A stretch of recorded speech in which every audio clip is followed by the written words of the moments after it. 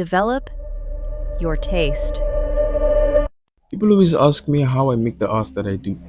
Most times they want me to teach them, like there's some secret formula I'm hiding. I'm a photographer, and for the longest time, I thought I didn't have the answer to this question. But now I think I do. There's this concept that radio host Ira Glass talks about called the gap, the space between your taste and your ability.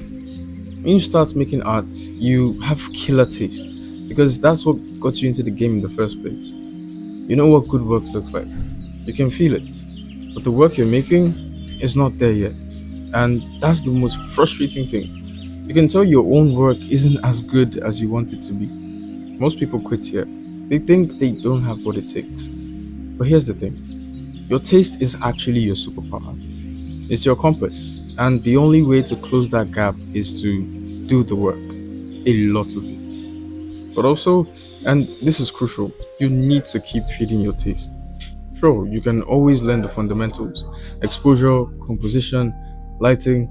That stuff matters, but if you want your art to really stand out, you need to consume media beyond your own medium, obsessively.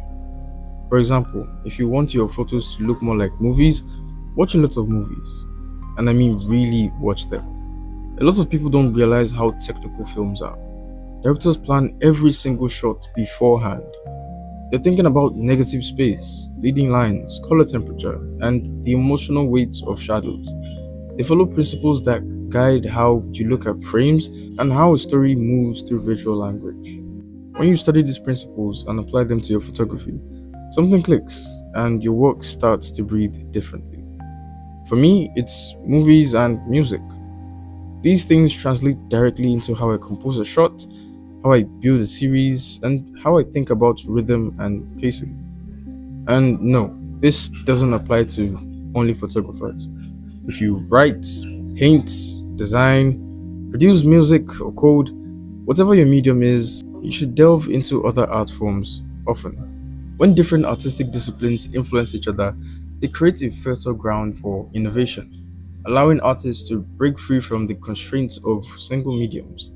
You'll be amazed at how interconnected all these art forms are. It's cross pollination. When you consume widely, you're not copying, you're developing your taste. You're training your eye to see things other people miss. You're building a visual library that becomes instinct, and your taste, that refined, obsessive, ever evolving taste, is what will separate your work from everyone else's.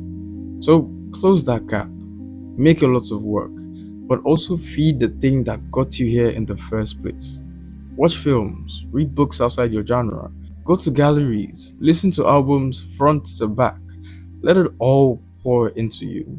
Because at the end of the day, your taste is the only thing that is truly yours.